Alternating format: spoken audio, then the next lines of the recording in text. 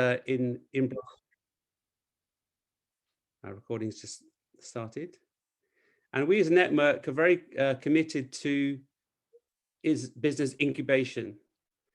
We firmly believe that incubators can help young enterprises to survive the startup phase and offer a lot of opportunities, especially in networking and funding.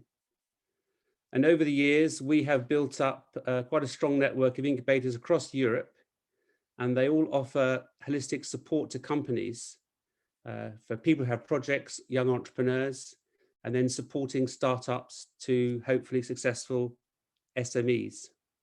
And I think that we're very pleased to be with you today, because I think all of us share this enthusiasm for entrepreneurship.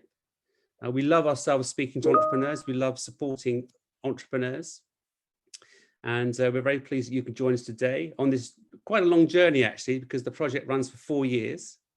And today is the first introduction to all of us in this new community. And we're really trying to bring together African and European incubators to see how we can collaborate. So ourselves, EBN, we are the European Business Innovation Centre Network. And we were started actually a bit like BIC Africa as a pilot project in Europe some years ago. And the idea really was to create a strong network of incubators, business innovation centres, as we call them, supporting entrepreneurs with a particular focus on innovation. And what I think was felt at the time was to have a network of quality incubators who were really focusing on supporting SMEs and embedded in ecosystems. Because it's very hard as a company to start up by yourself. You need to be in a very strong network and ecosystem and to get all the different support that you need. And as you know, the journey for companies is always complex. There are pitfalls and challenges along the way. Obviously, it's success stories. And the idea of EBN really is to support organizations that have the vision and the mission, the dream to help entrepreneurs. And I think as you meet us over the next 2 days and over the coming months, we want to share some of hopefully the passion and motivation that we have for supporting entrepreneurship. And we're also very keen to learn a bit more about what you're doing in your own countries, what your ecosystems are like.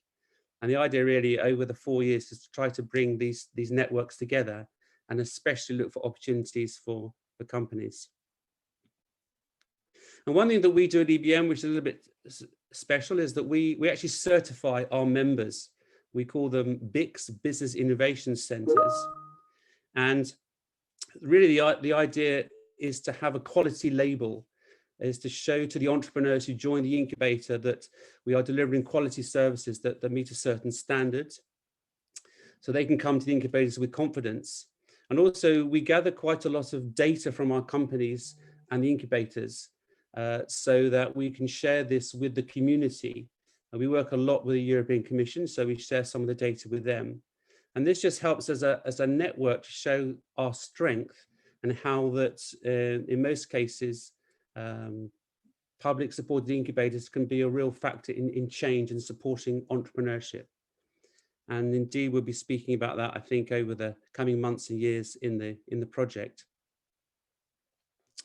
So BIC Africa, just a few words about what the initiative is focusing on.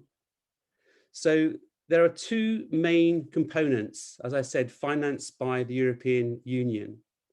The first component is 4 country projects. And that's why obviously the focus at the moment is on Angola, Ethiopia, Madagascar, and Somalia. These are the 4 pilot countries that have been selected for this first initial stage. And these projects are run by the European Union delegations, and we're working very closely with them. I think some of us are joining us today. And it's great to have you on board. And these projects will focus on more direct, tailored, bespoke support to incubators in the 4 countries. And we'll be working very closely with them.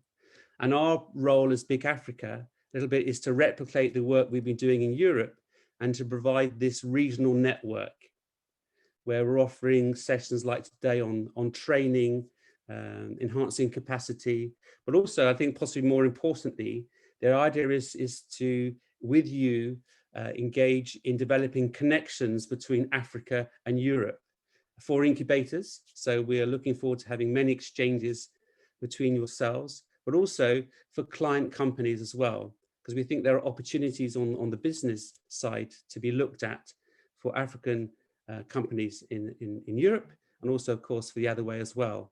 And there's been quite a lot of interest from our network and the client companies also in looking at partnerships on the business side with Africa. So in terms of the overall objectives, so the goal is to establish a regional network to facilitate some capacity building, and then also to make possibly some incubators aware of other opportunities. As you know, there are quite a lot of opportunities in terms of projects, initiatives, actions, and we would like to try to bring these together under one roof. So if there are other funding opportunities for incubators, other programs that are open, we'd like to help make these more accessible. And also, of course, as I mentioned, there is always, we're a very kind of practical network. We do focus on the business side of entrepreneurship as well. So, you know, our companies that we support through our incubators are looking for opportunities, access to markets, access to finance, access to research and partnerships. And we believe that there is a strong opportunity to try to bring the two communities together and focus on this in a very, very practical way. So over the next few days, we're starting, as I said, unfortunately we can't be with you. We'd love to get together in a physical event and do this sort of training, but for the moment we have to remain on the virtual side. So we have the set of training for 3 days. It's an introduction. It's a bit of a taste, a teaser, and we would like to get some more feedback from you going forward about how we can offer more detailed training and what sort of subjects and topics we could work on together as well. But over the next few days, you'll be introduced to some of our EBM members who are obviously experts in business and also tech incubation. We want to make the sessions as lively and interactive as possible, so keeping them fairly short in terms of presentations so we can have exchanges. And as you'll see, at the last session of the day on Thursday is like a clinic. So we'd love to gather some of your questions, perhaps some of the challenges that you're facing with entrepreneurs, whatever it is, please ask the questions over the next couple of days. So on the last day, we can look at some of the issues that we can together discuss. So this is really our first sort of introduction to incubators from Africa and Europe from our perspective. So it's the beginning of a 4-year journey, which we're all very excited about. So in today's session, we're going to be looking initially at a bit of an overview. And for that, we welcome one of our associate members, SBI, who are based in Portugal. So as you'd expect, they've done quite a lot of work in Angola already because of the connection there. And then we're going to be having a session looking at how at EBN we approach the certification of incubators. And we've actually got 2 of our members lined up as well, who are going to talk about their experiences. And some of them, as you can see on the slide there, have some knowledge of working with Africa as well. Then tomorrow we have a bit of focus on funding. Again, obviously a short period of time, so just a bit of a sort of a short dive into this subject. So we have Ben White from VC4 Africa, who's going to be joining us. And then one of our members from the UK, St John's Innovation Centre, Cambridge, talking about the link up with investors. Because obviously, as we know, access to finance is one very core component that all companies face, no matter where you are at some stage. Obviously, cash flow issues and financing is always a big issue. And then on Thursday, we're going to be talking about how in Europe we have some experience from our member in Spain of how to set up a vibrant ecosystem. We know in Europe that incubators can't really survive by themselves. They need to be working very closely in partnerships with other organizations and focusing on what can together can the added value be to support companies. So hopefully some good experiences to share there. And as I said at the end, then we would love to get your questions over the next couple of days that we can then put to our panel. Anything you really would like to ask at this stage that we could then discuss and see how together we can address some of the challenges faced by entrepreneurs that we're all dealing with on a daily basis. So yes, for the panel on Thursday, you can certainly put some questions in the chat, or if you'd like to send an email as well, that's the main email address. And then please, again, use that email address for sending us already some ideas for other training, other topics that you'd like to discuss, or indeed from other activities that we could do together. Already in our program, we have foreseen eventually some travel that we can help with for incubators from Africa to come to Europe, to do some activities in Europe and spend some time with our members as well to work on some joint projects. But we're very open to see how we can collaborate together on future activities. And indeed, that's why my colleagues sent out a survey to you just before this training. So if you haven't done so, it'd be great if you could complete that survey. And also, we will be sending a certificate of attendance for the training. So hopefully you can join for all the sessions. Obviously, you may not be able to join for all of them, but you can join for most of the sessions. That would be greatly appreciated. And then we'd like to send a certificate of attendance afterwards and obviously keep the connection and contact going. So we look very much to our future collaboration. I think behind us, we have the support of a lot of our members. They're all very excited about this initiative, all very keen to meet you and start the exchange and learn a lot more about what you're doing, obviously, in your various incubators in Africa as well. So again, if you'd like to email me directly, my email address is there. And also we've just started our social media activity as well. So you can find us on LinkedIn, and also we have now a Twitter account going as well. Great. So without further ado, I'd like to now hand over to the SBI team. And so I think Sarah Medina is going to make a few opening words about SBI. And then Sarah, we're running a little bit over. We've got until about sort of 10 past 11 for this session. So making sure we have, before we move on, obviously time for some questions as well. So yeah, Sarah, please, I'd like to give you the floor. Thank you. Good morning to everyone. So it's really a great pleasure to be with all of you today. On behalf of SBI, many thanks for all of you to join us from different countries, from Angola, from Ethiopia, Madagascar, Somália. Muito bom dia a todos, os que nos estão a ouvir diretamente de Angola. Many thanks. Bom dia. So it's nice to see some Portuguese-speaking participants as well. Muito obrigada. Many thanks to Robert and to all the team from EBN, Ruben, for organizing this event. And just a few words about SBI, and also to introduce to all of you our team. SBI, we are a management consulting company with a focus on science and technology and innovation. We have been in the market already for almost 25 years. We are going to celebrate our 25th anniversary this year in October. We have 85 full-time consultants, locations in different parts of the world, headquarters in Portugal. We are in China and the USA already for more than 20 years.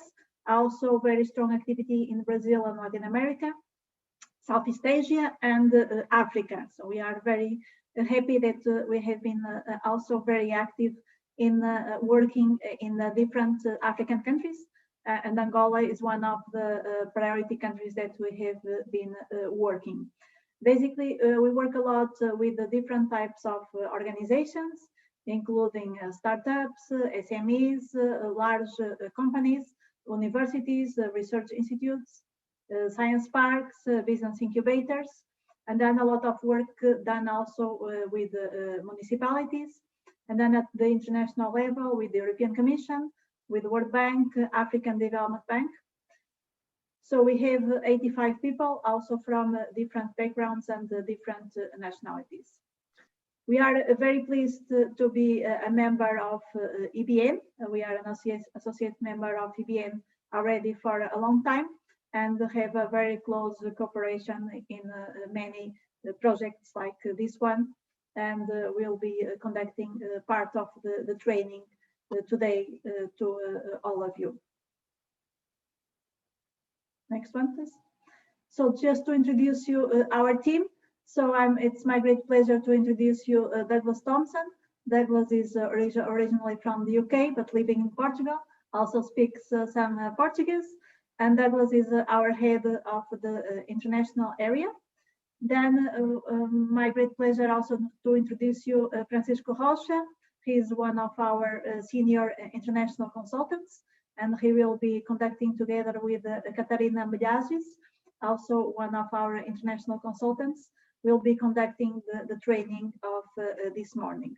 So they are, Francisco and Catarina, they are Portuguese, and they have also quite a lot of experience in different African countries, including Angola, Ethiopia.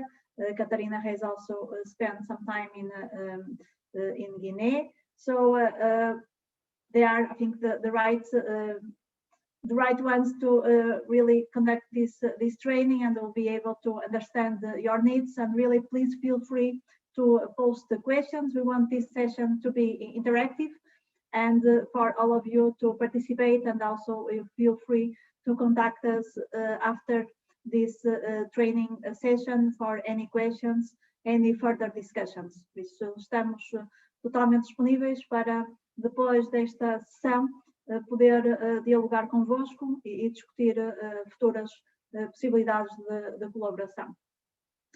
So from my side, many thanks again, and really a great pleasure to be with all of you today. Muito obrigada a todos.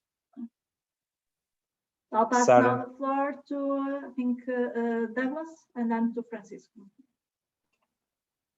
Yeah, just for me, just to reiterate, many thanks for allowing us to participate in this session today. Very much looking forward to it. I think we should get on with the material and the discussion. So please, Francisco, do start. Thank you, Douglas. Thank you, Sarah, and thank you also, Robert, and the BIC Africa team. It's a great pleasure to be here. As mentioned before, I will be responsible for managing this first part of the training, where I will speak about some of the results of a study that SPI is part of, which is the Global Entrepreneurship Monitor Study, the GEM report. I actually see some of the participants that are here today and some from Angola that are aware of this project and that have actually been involved in the study. So this is very, very good for us, and welcome, of course. And the main idea here is then to show you some of the conclusions that we have taken from this report that we think can be very useful for incubators and also for startups and companies in Africa, and some opportunities that we have been able to conclude from these studies and from these results. So initially, I will provide you just a very short background because, as mentioned before, we want this session to be very interactive. Just a positioning of where SPI is within the study. So as mentioned, we are a consultancy company, and we have been responsible for coordinating the Global Entrepreneurship Monitor study in Angola since 2008, and also been responsible for developing the study also in Portugal since 2001. And so we have been, throughout these years, been able to understand the entrepreneurship dynamics in these two countries and also in the African continent. Also, I wanted to share this slide just to show you how SPI has actually contributed to the entrepreneurship ecosystem in Africa. So as you can see there, you have some few examples of some of the activities that we have provided in the country. And as you can see, we have been involved in different incubation and company support actions in Africa. And you can see, for example, the example of Mozambique Incubator implementation strategy that we have developed, support to female entrepreneurship in Africa, the Enrich in Africa project that Katarina will present afterwards. And so we have been able to be involved in different aspects and issues that concern incubation and the support of companies, startups, and entrepreneurs in Africa, and actually helping them to grow and helping them to grow also internationally. I have also another example here, as mentioned, of an European Commission project named Inovação, where we actually provided funding to European and African companies that wanted to cooperate for international activities. And so this is another good example of an initiative that came from the European Commission and that is supporting the entrepreneurial and company ecosystem in the region. In terms of the GEM study, just some very few words. So GEM is actually the largest independent study of entrepreneurship in the world. So it focuses mainly, the main basis of GEM is to analyze early stage entrepreneurship. That means entrepreneurship that is done and developing of companies or building new companies that have less than 3.5 years. So it aims basically to analyze how the entrepreneurship dynamic and the entrepreneurship level is on a specific country and relating it with its economic growth. And this allows us to understand what are the conditions that are actually promoting or blocking entrepreneurship. So GEM is being done since 1999, and it was founded by the Babson College in the US and London Business School. You can find more information there on the website as stated on the slide. I will be very brief here. The importance of GEM, of course, this GEM study has been collecting data since 1999, as I just mentioned. And so, as you can imagine, we have been able to have a lot of information concerning entrepreneurship throughout the world. And we are using always the same approach, always the same methodology. And so this gives us a very large data set of information that is very useful to understand how the entrepreneurship priorities can change and how the dynamic of entrepreneurship is on specific countries throughout time. And so this can provide us relevant conclusions also from, if we think on the incubator side, on how to promote and what support programs can be done to support companies and new businesses. How we are doing this? So GEM basically has two components. First, the adult population survey, which is a survey to at least 2,000 individuals in the specific country. And here, through this, we are able to measure the early stage entrepreneurial activity, the entrepreneurial attitude, and the aspirations of entrepreneurs in the specific country. And besides this, we also have interviews with national experts in entrepreneurship in the specific countries. As I mentioned, I know that there are, from the names I have seen on the participants, there are some people in Angola, experts that have participated in the latest GEM Angola study that we developed back in 2018. Just one quote from one of the GEM board members at the central level. So entrepreneurs form the glue that holds society together. Of course, and this is very important to GEM because GEM focuses on different aspects of entrepreneurship, not just the business side per se, but on different aspects that influence entrepreneurship. So it basically touches every and different aspects of the society as a whole. And we think this is very important. Now I will show you in the next slides some insights from the latest GEM study, and in particular, what we are able to conclude concerning African ecosystem of entrepreneurship. Just the latest report is from 2020-2021. It was launched early this year. You can access the report. It's a public report that is available on the website that you have on the slide. And there are more that are analyzed under this study, actually 43, and it includes within these 43, 5 African countries. So Angola, Morocco, Burkina Faso, Egypt, and Togo. And so there is information on the entrepreneurship dynamic on these countries.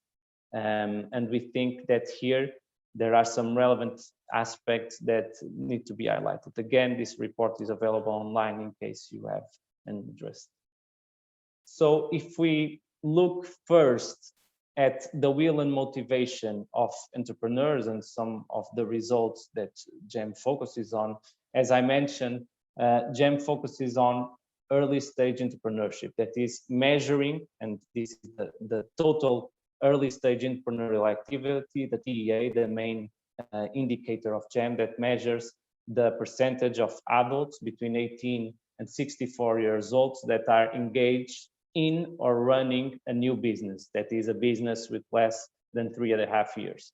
And actually, in terms of the results of the TEA, the highest levels of TEA are in Africa, which means that in Africa, that are more adults that are starting or engaging in new business. So new businesses are being created, more new businesses are being created in Africa. And this is, of course, a very positive aspect that we can take from here.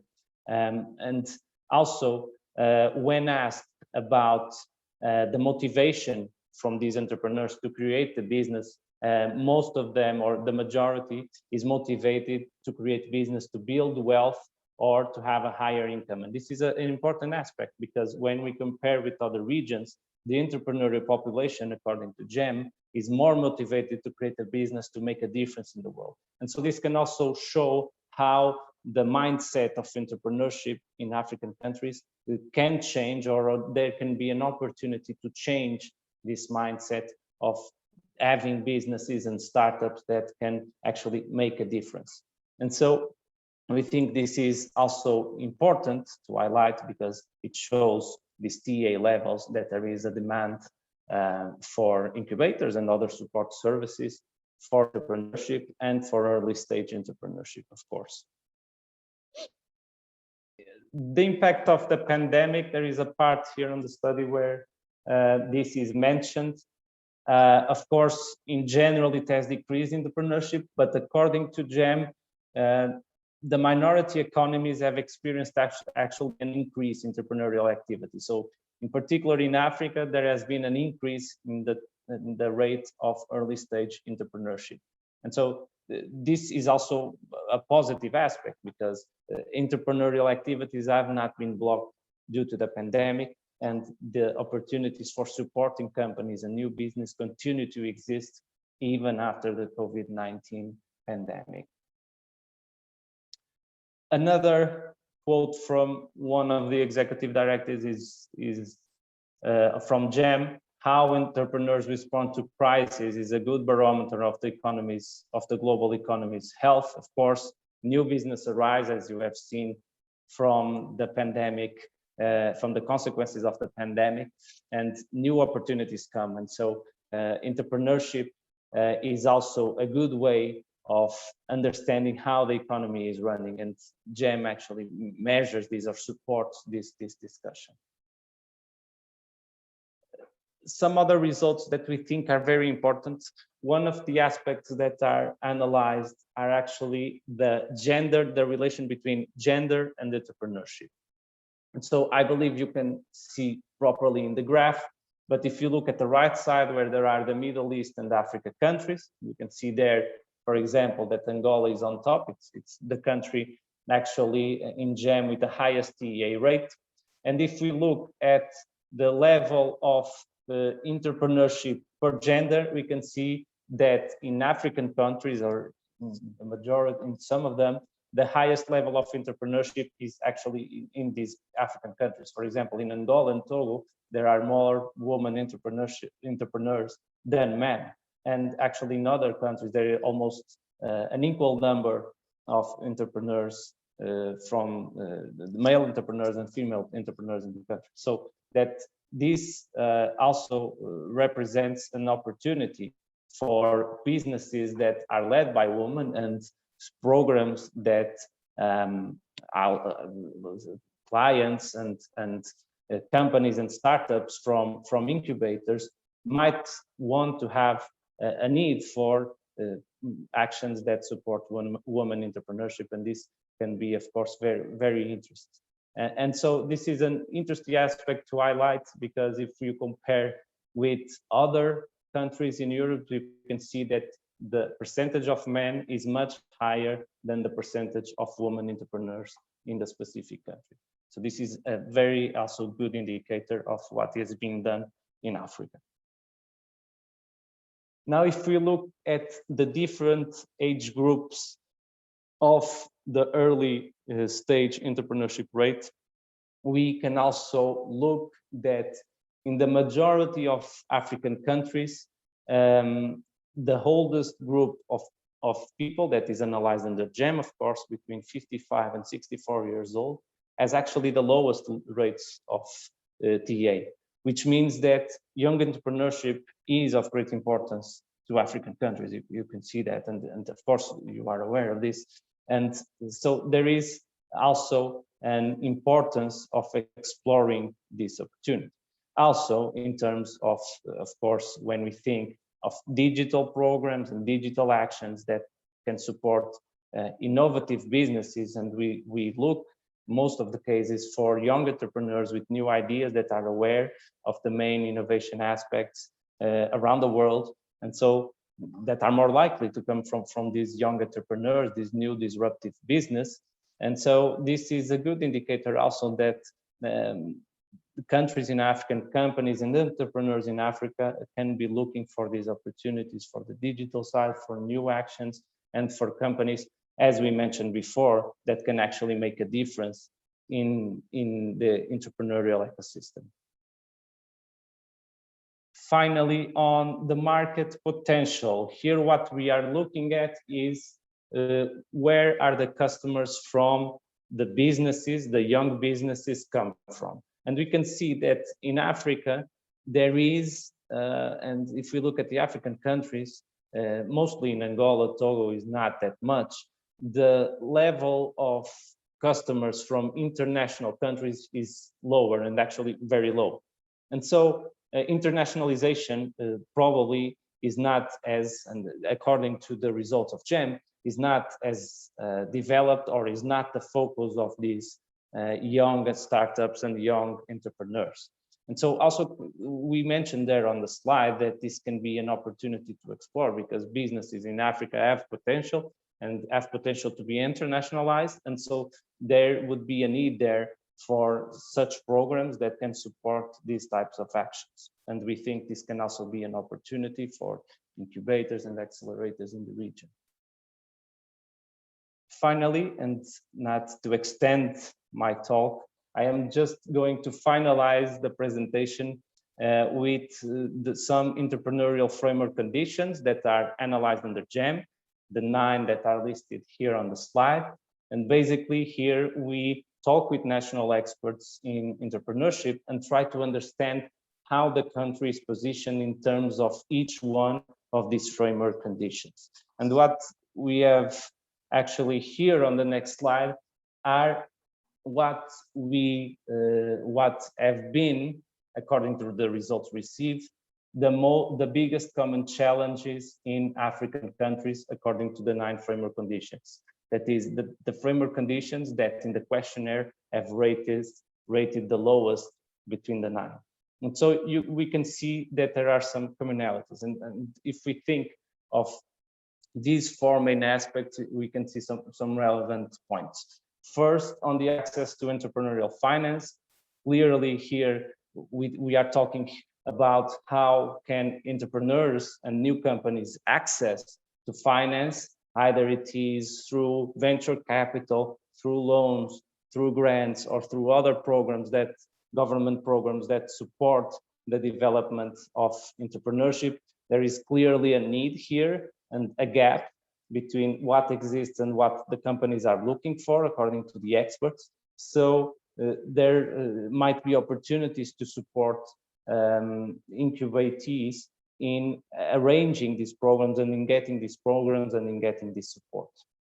The second point, it concerns the research and development transfer here on how, basically how the connection between universities and the results of universities and research centers can be translated to businesses and commercial value. So this was seen as a gap as well. So having the connection between these institutions, the companies, the entrepreneurs, and the research institutions and universities can be an opportunity. The third point on entrepreneurial education at school. So there is a need for capacity building, either through the students, but also on the company side for entrepreneurs. There is a need for training and for supporting them in getting the skills that are needed for successfully developing entrepreneurship actions. And finally, something that we have seen since many years from now on the GEM studies that we have participated in, experts normally point out the bureaucracy and taxes of the government policies in the countries that do not properly support or are not flexible enough to support new businesses. And of course, this is something that can be of relevance for the policy making and for actions that incubators can make in supporting these policy making actions. So this is my final slide before I pass the word to Katarina, but it's related to what we said before. What are the opportunities? So there is a need for entrepreneurial financing, either from public funding, business angel, or venture capital. There is a need for education and capacity building and facilitation. And also, finally, the research and development transfer needs to be fostered between different actors, entrepreneurs, incubators, investors, and to support new businesses and businesses that actually make a difference, because that's what we want to do. So this is my last slide. Robert, should I pass it to Katarina, or is there any point? Well, Francisco, this is Douglas. There are 3 specific questions on the GEM. Maybe if Robert and Katarina agree, maybe we could try to answer those straight away. Yeah, that'd be great. Whilst the information is still in the minds of the participants. Thank you. Yes, please go ahead. Thank you. Excellent. So let me do this with Francisco. There was a question. On what is the definition of entrepreneurship or an entrepreneur within GEM, especially with regard to Africa. The response would be that this is it's the widest possible definition of an entrepreneur in the early stage of an activity, the first 3 or 4 years of an activity. So the questioner asks, does it include self-employed people? Yes, it does, as long as they're undergoing entrepreneurial activities. Does it include businesses with or without staff? Yes, it does, as long as they're implementing an early stage entrepreneurial activity. And we would go further than that. It includes entrepreneurs who don't have a formal structure to their organization. Francisco, any comments on that answer? That's absolutely correct, as you mentioned. So GEM defines entrepreneurship in the wider sense, as you mentioned. So every business is new business that is created among individuals is considered as an entrepreneurship activity. So yeah, I absolutely agree with the answer. And there's an interesting question on, is there a difference between creating wealth versus making difference in the world in terms of entrepreneurial attitude when looking at the outcome of entrepreneurship in the society? There's a very interesting question indeed. I think one would need a whole session or a whole research project to perhaps answer that. What I would say here is that is actually the idea of perhaps social-based entrepreneurship and social-based innovation is very much a question of research at the moment. For instance, with the European Commission. Indeed, when looking at the impact of entrepreneurship that is trying to make a difference to the world, or social entrepreneurship or social innovation, Francisco and myself and SBI were involved very recently, just this year, in a paper on this for the European Innovation Scoreboard, as they are trying, this European Commission's way, European Union's way of measuring innovation between countries and regions, in this case within Europe, but to be expanded throughout to the world. And so there's a lot of research at the moment on how to measure what is that type of entrepreneurship, and indeed what impact that has to an economy. However, I don't have a single answer to the question. Francisco, any comments on that? Yeah, that is correct. So as you mentioned, we would have to see how the data relates, because this is, of course, when we measure the main reason for entrepreneurs to creating a business, we ask them directly why they are creating it. And actually, this is a very interesting indicator, as mentioned by the person that has made the question. And of course, the aspects concerning social innovation and how this relates also with the will and motivation to create a business. I think this is very important, and can be further explored for sure. Maybe I'll just take one more question before we move to the next presentation, and then we have a discussion session afterwards. The next one was, is there a specific reason for having a higher number of women entrepreneurs in Angola? Is that good for that specific market? Francisco, do you have any comments on that? Well, that's a very good question. I'm not sure if there is a specific reason. This is actually something that we have been witnessing for, I would say, since 6 or 8 years from now that we have been doing the study in Angola. And actually, Angola is one of the few countries that has more percentage of women entrepreneurs than men. Maybe I'm not sure if this is related, of course, with other aspects besides entrepreneurship and what is supported there. But the fact is that there are more businesses that are led or that have been created by women than in other countries. And we think this can be, of course, an opportunity when we think of support programs that target entrepreneurship. If there are programs that support female entrepreneurship, there could be more material to it, so to say, in Africa and in particular in Angola than in other countries. So we think this can be a good opportunity for supporting programs that are related with that gender equality, and in this case with women-related entrepreneurship in Angola. Thank you, Francisco. Just one comment before passing to Katerina. It's partly of a question, resulting from a question. The challenges of entrepreneurship in Africa are below 5 on a scale of 0 to 10. What should be the way to improve?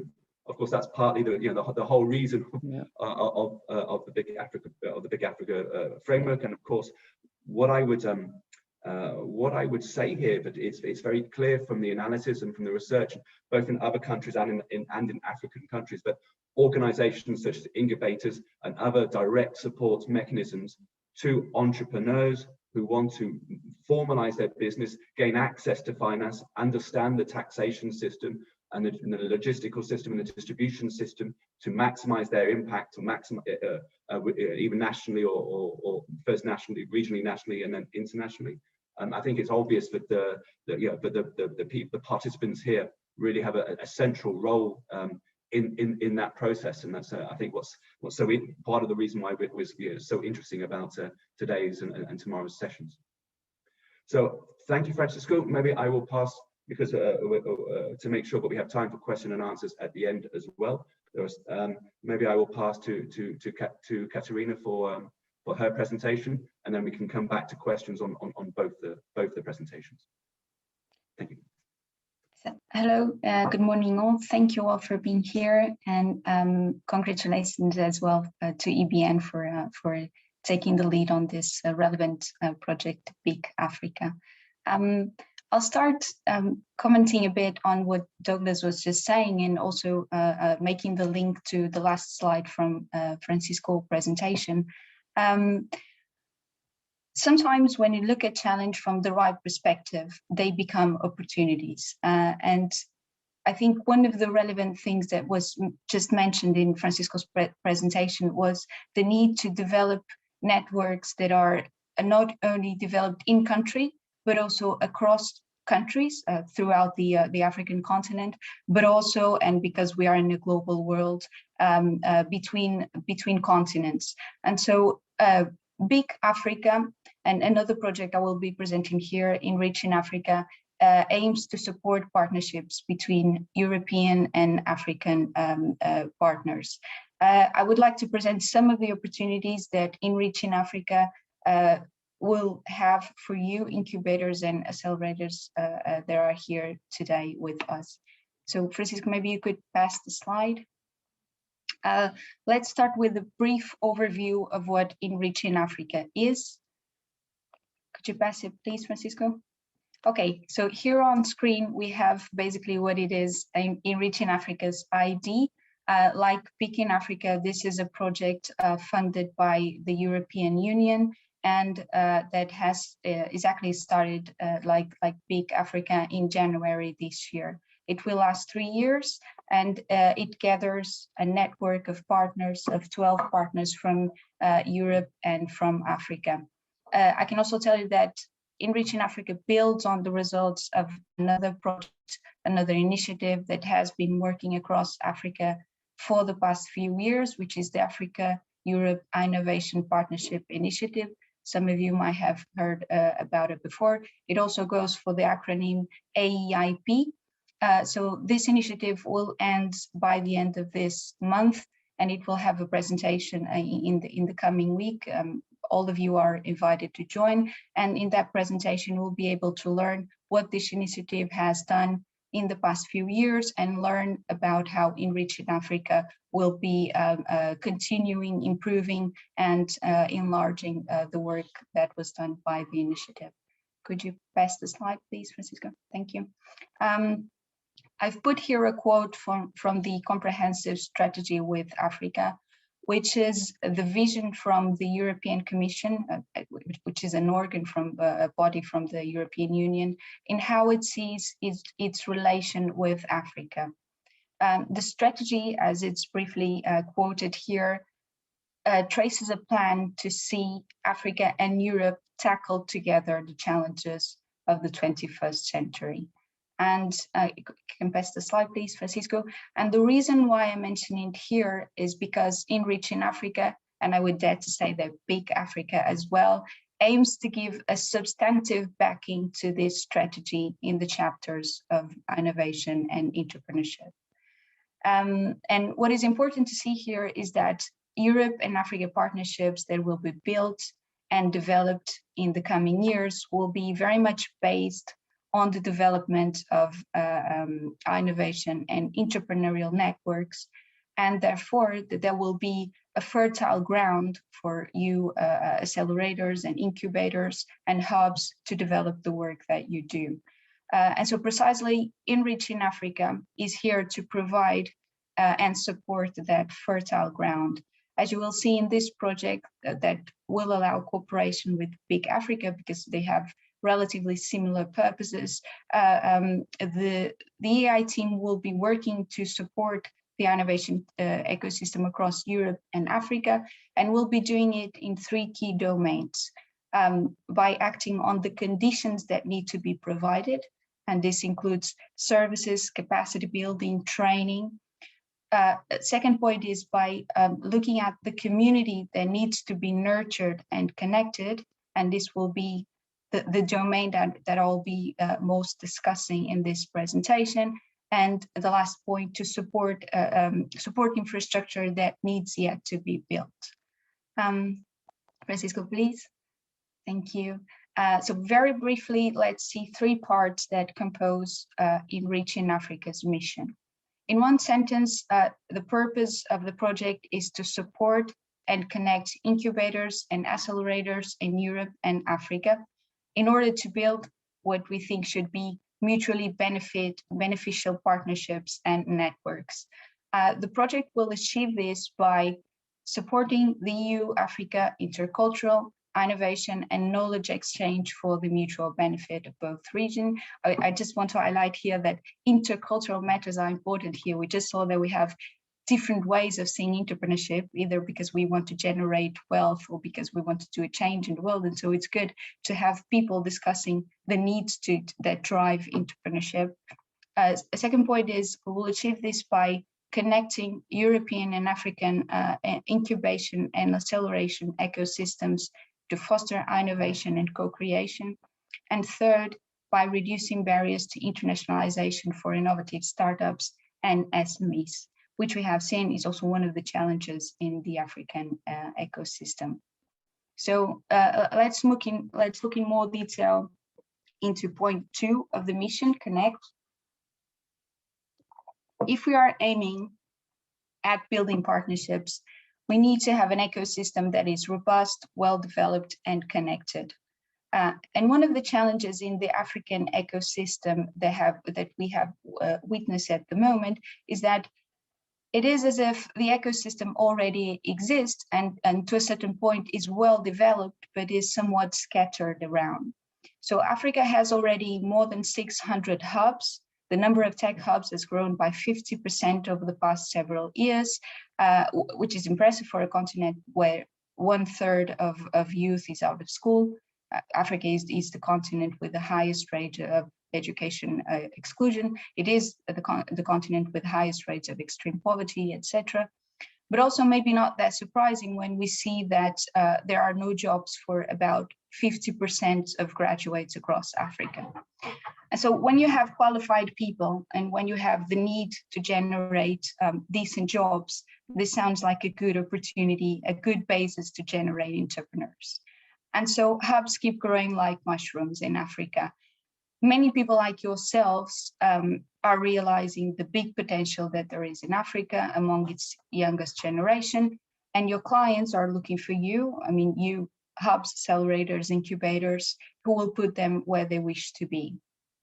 And you in turn need to thrive in the ecosystem to support them as much and as better as possible.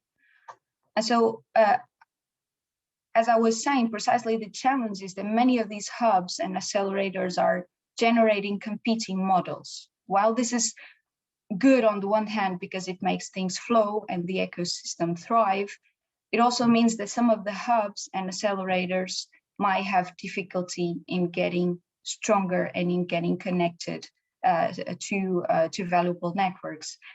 And this is why, actually, this is where SPI, EBN, and projects like BIC Africa and Enrich in Africa come into play. So Enrich in Africa, the project that I'm here presenting, gives many solutions to overcome the current fragmentation within the African ecosystem by developing a community, which we call the Enrich in Africa community, as one that is as inclusive and as aggregating as possible. So this community will be supported by the Enrich in Africa Center, which will connect incubators, accelerators, innovation facilitators, and SMEs and entrepreneurs, and also investors and other kind of organizations and entities. And again, the idea is to generate an aggregating model within the innovation ecosystem rather than a competing model. The EIA Center will be located in Africa, in an African city, and its specific location will be announced shortly. For those of you interested, you can check the website or the social media. Francisco, please. Thank you. I will summarize, you can pass the slide, Francisco. I will summarize what the key assets and features of the EIA community are, how you can join and engage with us, and I'll go briefly one by one. Francisco, please, could you pass the slide? We just thought of including here a slightly provocative quote. In my view, and please allow me to be a bit personal here, maybe some of you also agree, we ought to think more about making partnerships that think more scalable and less tradable. It is not always in this global world of ours a matter of trade, of internationalizing companies, of generating profit. It's not just that. A lot of it can be made of something that is scalable, like knowledge transfer, like co-creation processes, like joint political strategies for the common good, like involving universities, research centers, local authorities, civil society. And it is also important that incubators are aware of this need to more and more involve other people, other subjects, other ways of doing that eventually will translate as partnerships that are beneficial for both European and African partners alike. A partnership of equals is the motto of, used by the EU External Action Service. But we have to ask ourselves if this is already the reality, or if we should expect to see the perpetuation of a traditional North-South agreements of the past, in which the partnership is not reflected on an interdependence, but solely on a dependence or a unidirectional profit. So I just wanted to leave here a bit of a provocation maybe for the Q&A, and let's move with the next slide. The most relevant opportunity that Enriching Africa offers to incubators and accelerators is the possibility to join the EIA Champions Network. This is a membership-based network. We currently have 20 champions and aim to have about 100 by the end of the project. Champions are selected on an open application procedure, and applications are reviewed and evaluated by the project team, and the best get to join the network. All of you here who are accelerators and incubators and interested in joining this network will have the opportunity to apply later this year or in 2022 and 23. I invite you all to follow the news sections on the website and the social media channels to get updates on this. One important note here is that Enriching Africa aims to have a balanced group of champions, half European and half African. So we are giving equal opportunities for European and African incubators to join the network. Now, what are some of the benefits that Enriching Africa champions have access to? They are offered support services that include bootcamp trainings, virtual academy, intercontinental twinning program and staff exchange, mentoring support, access to best practice tools, support to access clients, an annual champions gathering event, networking opportunities, and promotional opportunities. Can you pass the slide, Francisco, please? This is Douglas. Katerina, we're towards the end of the time, if possible, please.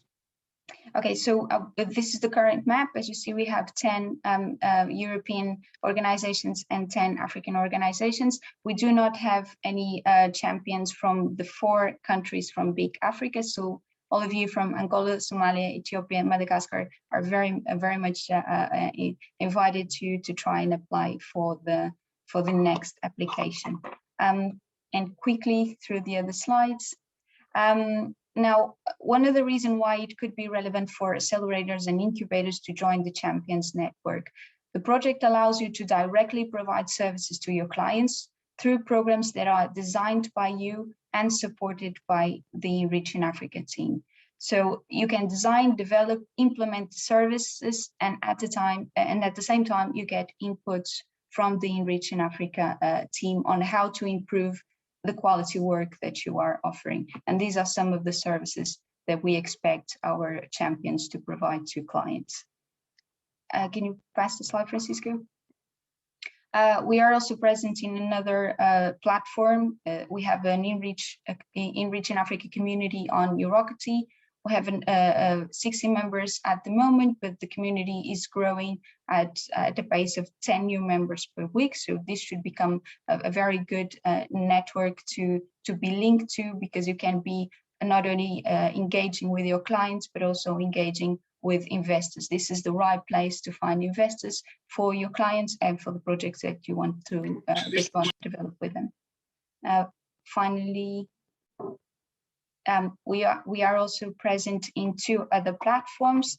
The Agorize platform is important for you to engage with the Enriching Africa community through challenges that we will be launching to stimulate open innovation, co-creation, and disruptive innovation. This will involve both European and African partners, so you will have the opportunity to co-create together. Finally, we are also in another platform, which is the European Cluster Collaboration Platform. This is another way to disseminate Enriching Africa among European entrepreneurs that are interested in the African ecosystem, but it's also interesting for African stakeholders to engage and know potential clients from the European ecosystem. And finally, the last slide. Enrich in Africa is also part of a bigger network, which is the Enrich Network.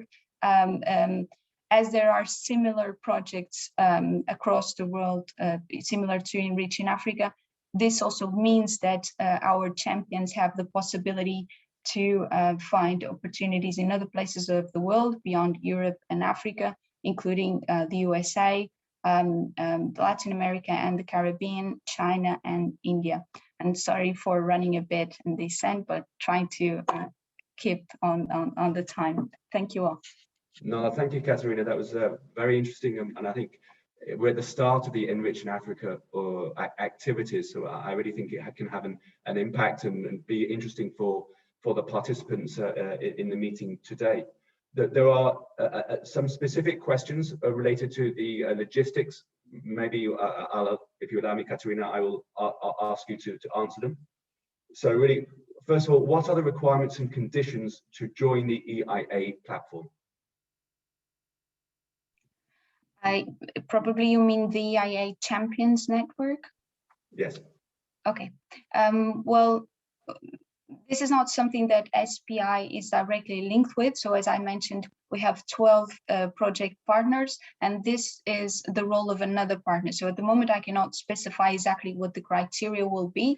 The one that I know for sure is that you have to be an incubator or accelerator, either in Europe or in Africa. For the rest, I don't know the details, but what I can tell you is that when applications are launched, we do best as possible to communicate very clearly. In any case, if you have any doubts in terms of how the procedure goes when it is launched, you can directly ask through our official email of the project, which is hello@enrichinafrica.eu, or you can also engage through the social media. Excellent. Thank you, Katerina. There's a question I think which is also related to that of when are applications secondly, have all the champions been identified, or is it still possible to join? So I think first of all you've already answered that question, but that's an ongoing process. And also whether networks are able to join as well as incubators. So is it possible for networks to apply for the Champions Network as well? So the process is closed for the moment, and applications will open again later this year, maybe in November or December. And another, I guess, I think is one or two another opportunities will also happen before the end of the project. In terms of the possibility of having networks, I think it will depend of what people or the person that made the question is referring to, because there are no networks. For instance, we have more than one impact hub champion. So we have impact hubs from different African countries, and they are different entities being represented, and so considered different champions. So it depends. I mean, if you are part of a network such as Impact Hub, which has different entities in different countries, and therefore if you are a different legal entity, you can join as a network. If not, maybe you can't, but I would have to understand a bit more of what it means. Excellent, thank you. And just if we take 1 minute more, is the membership fee paying? Is there a cost associated to? And are there specific programs for women? About the membership, I'm not sure. So the best way would be to question directly the people leading the project. At the moment, I will be tempted to say that we don't, because the center is not yet established. But after the project is finished, it probably will mean that you have to pay for the membership. But at the moment, I don't think that is the case. Specific programs for women. Not specifically for women, but I can tell you that Enrich in Africa is committed to have a gender balanced selection. So this is something we have in mind and try to get a good representation of women. And definitely there are some things like when we do some discussion, or when we start develop our webinars or other sort of activities, we'll have that in mind, and some of those already are designed to have a look at that specific issue of women and entrepreneurship.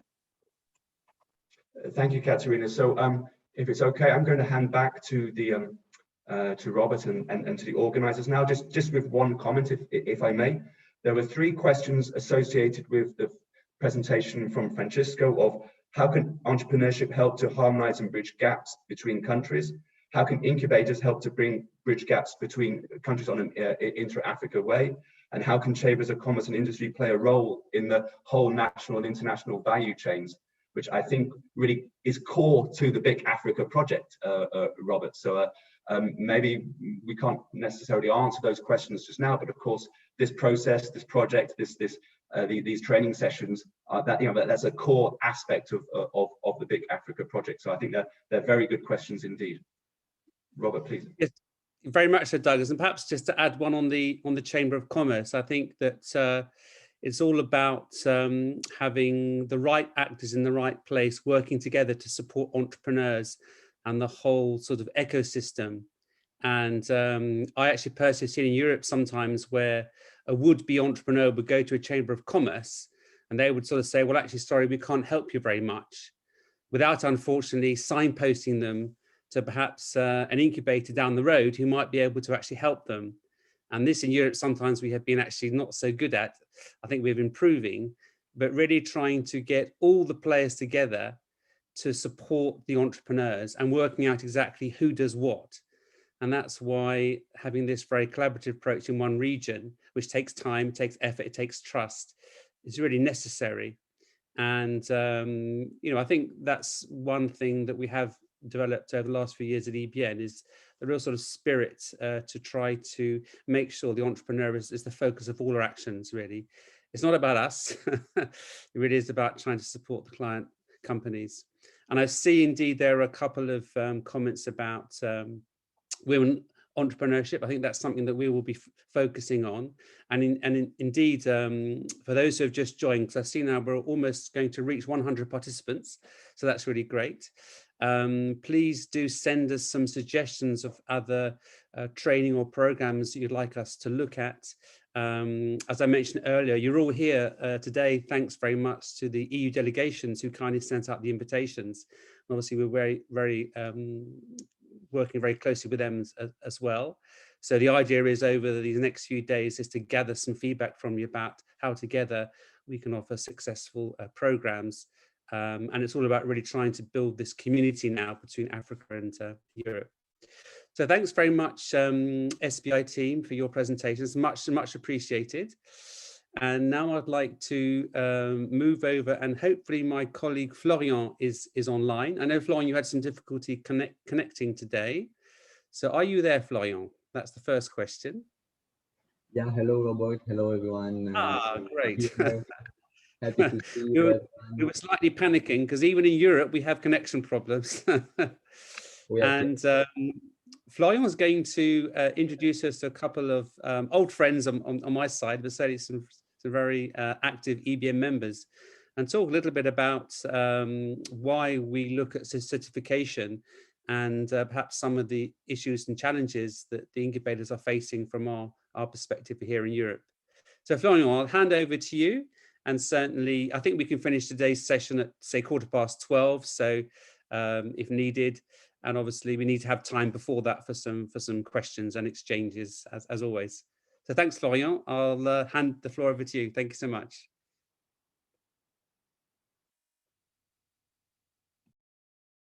So, hello everyone. Happy to see you again. So I'm Florian Sora, as Robert mentioned, the Segregation and Impact Manager at EBN. I'm here joined by Johan Dascon and Panayiotis Philimis, so 2 our dear members in Europe that are Estia Entrepreneurial in France and also CyRIC in Cyprus. Before handing over to them, just wanted to present EBN, European Business Innovation Centers Network. We are, as you probably know, a community of innovation leaders at European Union, 170 organizations, and some of them are certified business innovation centers. That means that EBN is recognizing a high quality of business support services offered by those organizations, and also that those members are in line with the missions that we consider that the EU BICs should have. So beyond business support organizations, we also wish from our members that they are assuring regional economic development and growth. We also wish that our members assure access to funding and finance, and we know how much challenging that is even in some countries in Europe still, to develop communities and networks of business angels and VCs in order to allow for the companies to have access to funding. And at the end, we also wish, when the companies are more developed and more mature, we wish that our members assure also internationalization and scale up services. And in order for us to have like a journey of these missions, we invited two of our European Business Innovation Centers, as said. So we have with us Johan Dascon, that is managing on behalf of ST Entrepreneurial the relation with Africa. So we are glad to have you here. So Johan will be sharing also the activities that ST Entrepreneurial has in Africa, and also Panayiotis Philimis, the CEO of CyRIC in Cyprus, that also has very much activities in Africa, and will be telling you which kind of support will be provided. So Johan, Panayiotis, welcome. Maybe you could briefly present yourselves as well before starting with some questions that I will have for you. Maybe we can start with Johan. Yeah, okay. So hello everybody. Maybe I will just move the camera so you can see. We are sharing a camera with Florian. So now I hope that you are seeing me. Yes, so I'm Johan Dascon. I have a long history with Africa because when I was 23 years old, I made my PhD in Tanzania. So if there are some people speaking Swahili here, I say ujambo to everyone. And after some years later, I've been working for a construction company, international one, and I made business development with Africa. And now I'm working in Estia since 10 years, and I'm involved in 3 activities or 3 missions. One is the startups supporting. So I'm coaching startups here in Estia. We have an incubator. We'll speak about that after.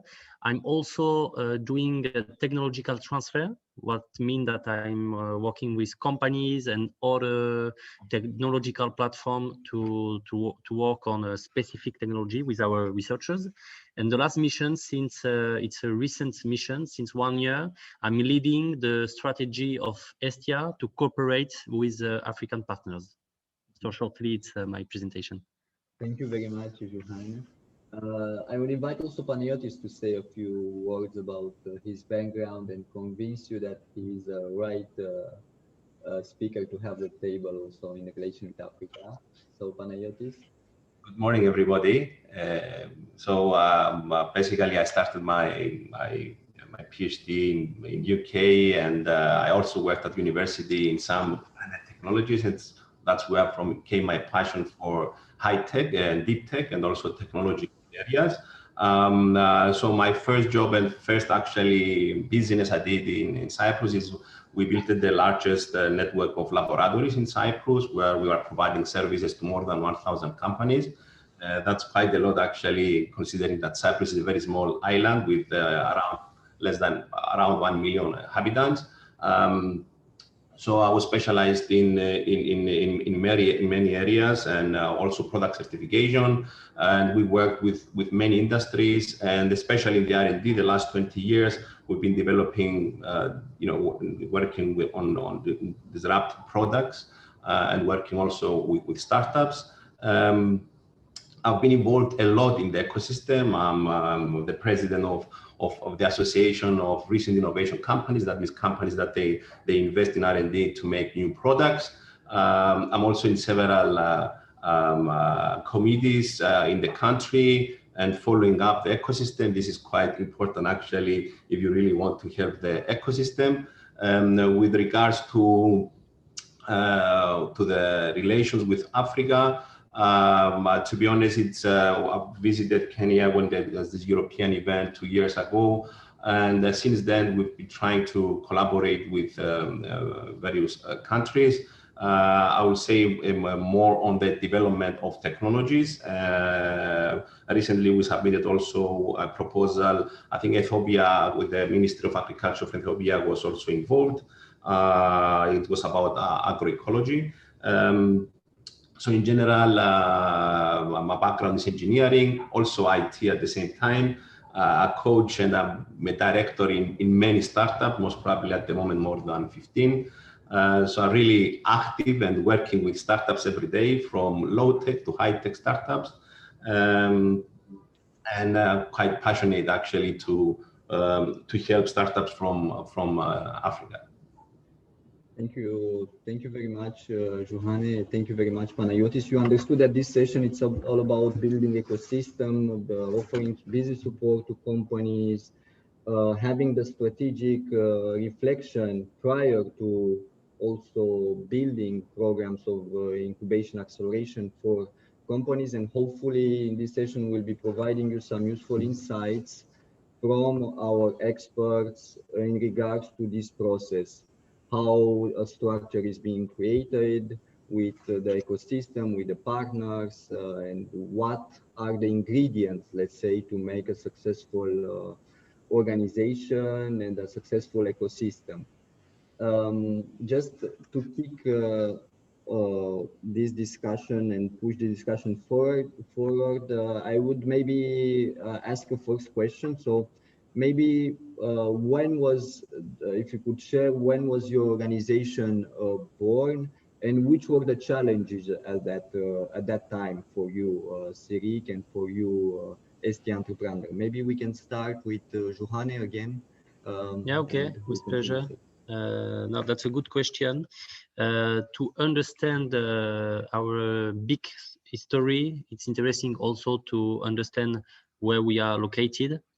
So ST Entrepreneur is located in the southwest of France, and we are in a small territory far away from the big urban center. And it's true that in the innovation, mainly the how can I say that, the main actors of the innovation are concentrated. I mean the funds, the universities, the technological platform, etc. So the idea, our structure was born in 1996, and the investors' intention was to create here, in this place far away from the big center of innovation, a real ecosystem of innovation. And to do that, they thought that they need to put on the same place the training of engineers, because the engineers and the technological young people, they're the ones who are going to boost the startups and the technological companies. The research, because when you make training, you have also researcher in the engineering sciences, and an incubator. So from the start, we mixed these three entities of ecosystem, innovative ecosystem, and it was made little by little, step by step.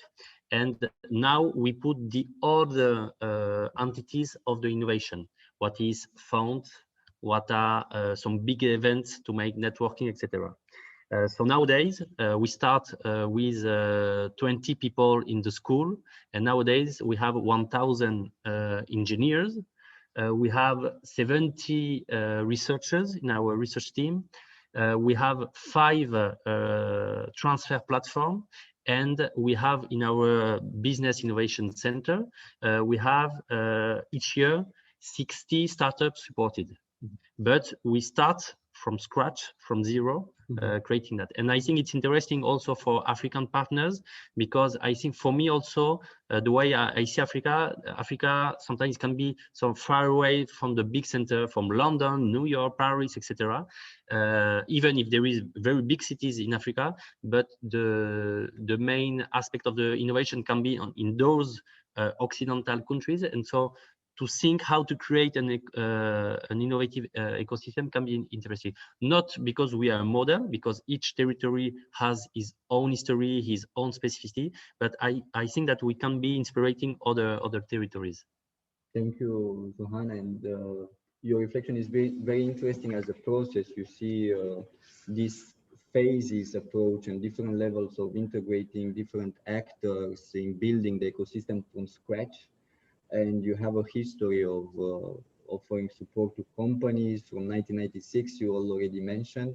Maybe we can go to Panayiotis that has also some important experience, and maybe you can also walk us through the processes that you had, Panayiotis, locally when building your ecosystem and when your Business Innovation Center was born.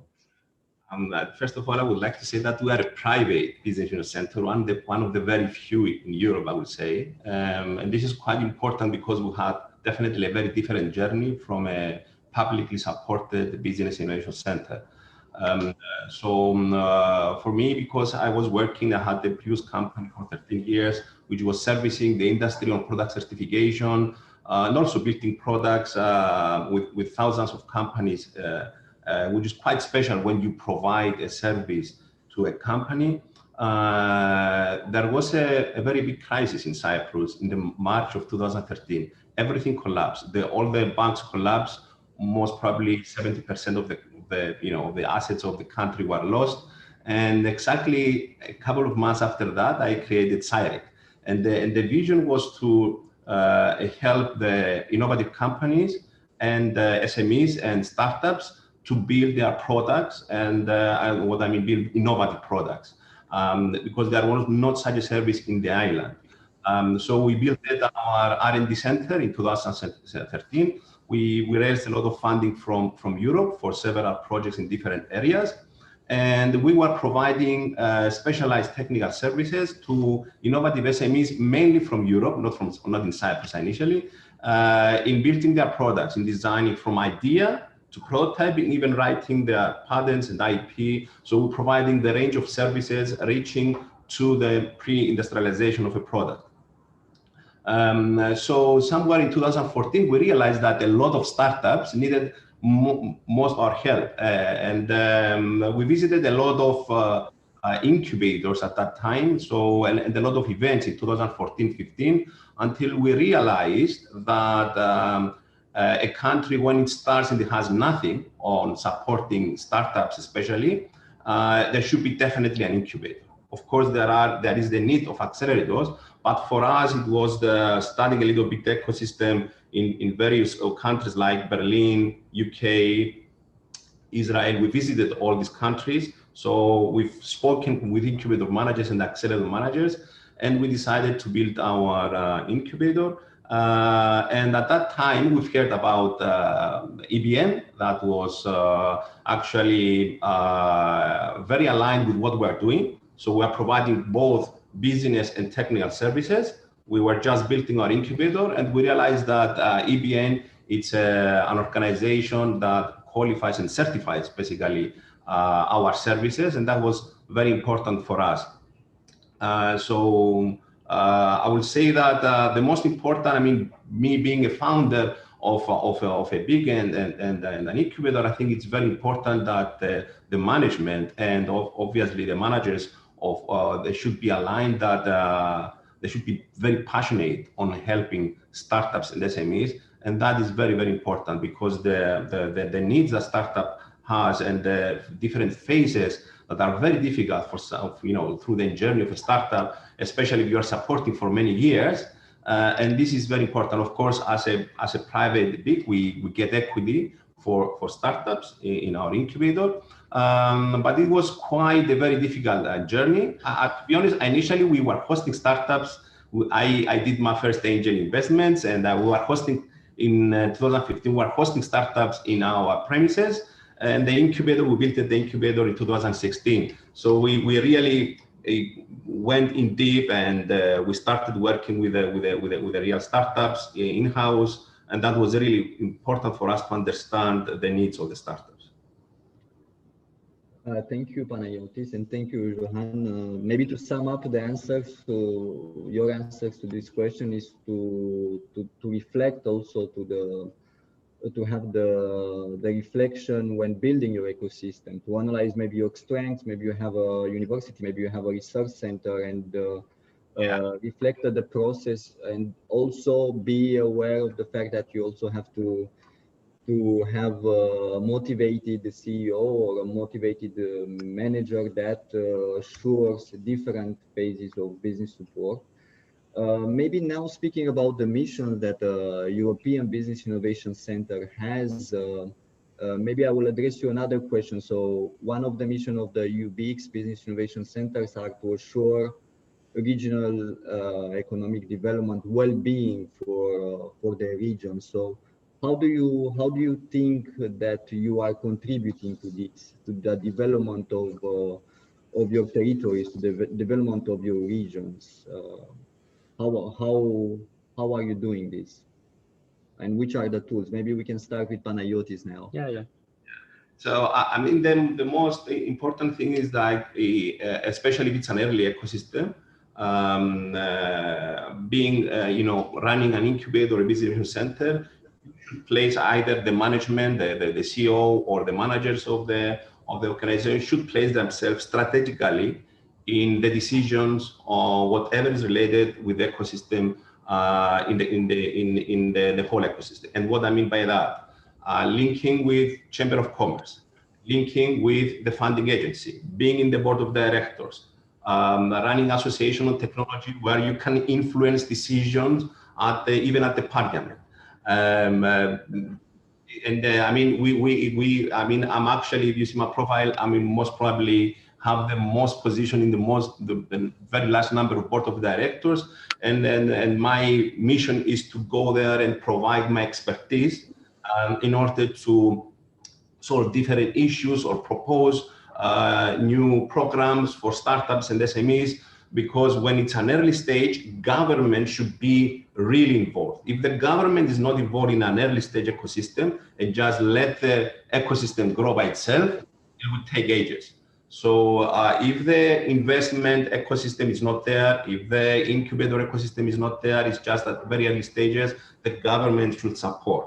Of course, in our case, we, as a private entity, we were investing in startups, so we didn't need actually the support of the government, but after a certain level, you really need the government. So one important thing is to really know what is happening outside your region. And that means in Europe, in US, everywhere. You know, how you can help the ecosystem. So you need to see what other countries are doing and have this knowledge and let's say, present it to the government, present it to the ministers. So it's very important to have a very tight, let's say, relations and participation in the government ecosystem of research, innovation, technology. So that is, I would say, very, very important.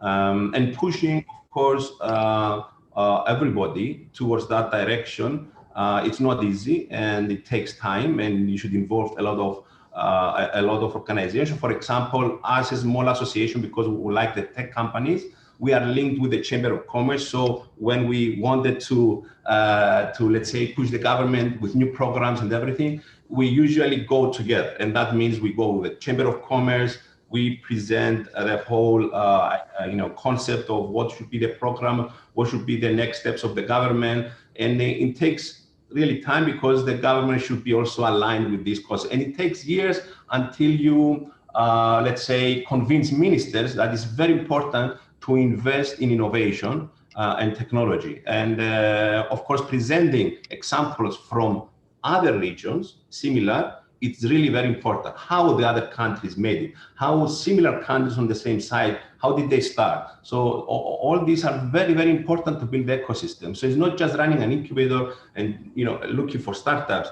You have to do much more than that. Actually, to be honest, most of my time, the last 7 years, it's spent mostly on the ecosystem. So it's speaking with everybody and trying to convince everybody. And imagine, like in the crisis when the country collapsed. Although it took me a bit of a time, I mean, our association and of course the board of members, that we convinced the minister after approximately 1.5 years after the crisis that they should create a new ministry for innovation. And actually the government announced that we want to do that. So it's really important to be there when decisions are taken, and you should be very knowledgeable of what is going around in order to convince actually all these people that don't understand about innovation. So it's really important. Thank you, very inspiring and connections for the opportunity, but be prepared for the opportunity, as Panayiotis would say. Have the vision, the strategy, inspiration of building the ecosystem, and also this phase of lobbying, being connected with different stakeholders, having a strategy in place to knock at the doors and open those doors.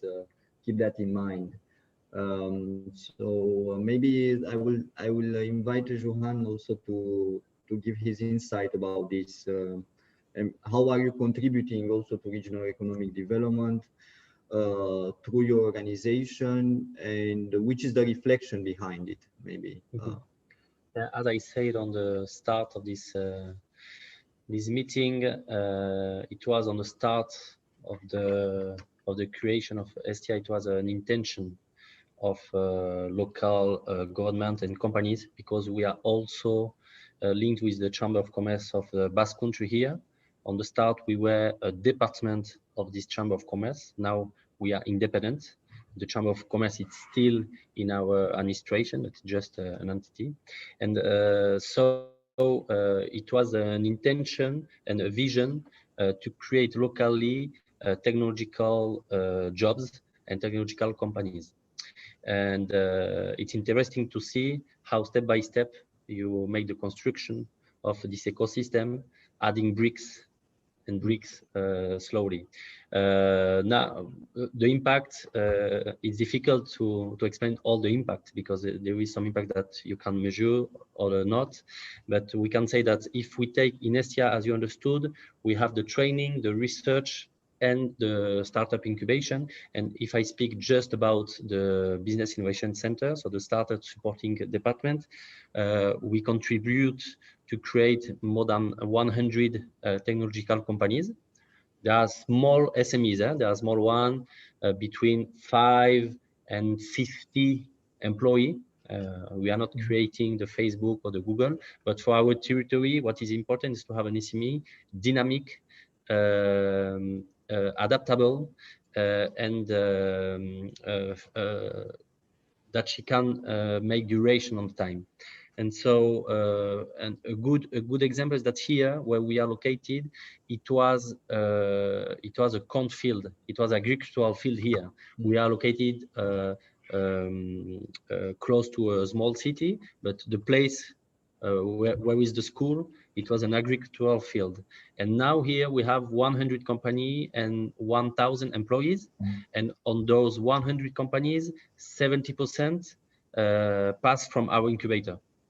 So it's a local important impact. And what is interesting is that we keep the relation with those companies. They continue to employ our engineers, to take them in practice. We work with them for European projects, for research and development projects. And after, what is interesting also is that in our Business Innovation Center, we have also hold some partners. We have clusters, so there are association of companies in one sector. So they have their office in our incubator, which is really interesting for the startups. They can be connected with the cluster. So we have the cluster of the digital of our region in our Business Innovation Center. We have the cluster of health, of construction. What do we have also? We have also some partners, founding partners that have an office in our incubator. So ADI, which is research and development partners. We have Réseau Entrepreneurial, which is a seed fund taking office here. And it's really interesting to see that, because you help the ecosystem to be constructed, but after this ecosystem is living its own life. And after another impact, we have created also some big events in some thematics, and they are really important for us because it's a very good tool to make the animation of this ecosystem. So I can just give 3 examples, the main ones. One is an event on the funding. So the name is BIC Invest. So Basque is the name of our region, Basque country. And we start really small with just some funds, like 10 funds coming from Bordeaux, from Paris. And it was a day where all the startups of the territory can make meeting with funds. And now it's a big event. We have between 30 and 40 funds coming to this event. And we have like 100 startups from our incubator, but also from outside coming to the event. After we have one, the name is Act in Space. It's an event in partnership with the European Space Agency. And the idea of this event and to make matching between space patents and non-space application. And it's really interesting for the startup because they have their own technology, but they can also identify in this event a technology that is going to accelerate their own development. And the last one, the name is 24 Hours of Innovation. And it's an event where big groups, really big groups, Total, EDF, Danone, BMW, but also some small companies, startups, that are coming with a real research and development subject. And they propose the subject to student teams from our school, but also from other universities that are coming here. And the students, they have 24 hours non-stop, day and night, to propose innovative concepts. And so in this event, what is important is of course, the learning by doing process for the students, but also the matching between students and companies, and also matching between companies and companies, between the startups and a big group. Yeah? So I think there are this kind of element are also very interesting bricks to add to the creation of an ecosystem.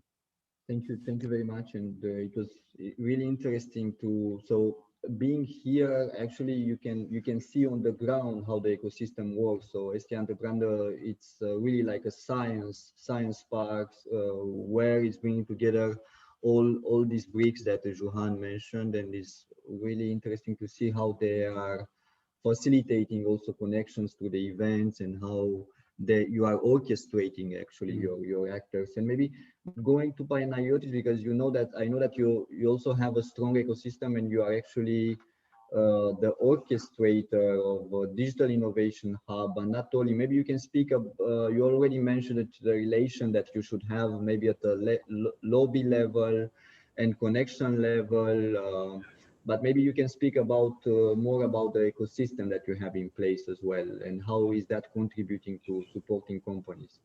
Just before that, Florian, sorry to interrupt, just before that, Florian, there have been a couple of questions in the chat, and Panayiotis has kindly answered some of those already, which is great. But perhaps one question, Florian, you might just answer now, because I think it's quite an important one, and it's regarding the certification.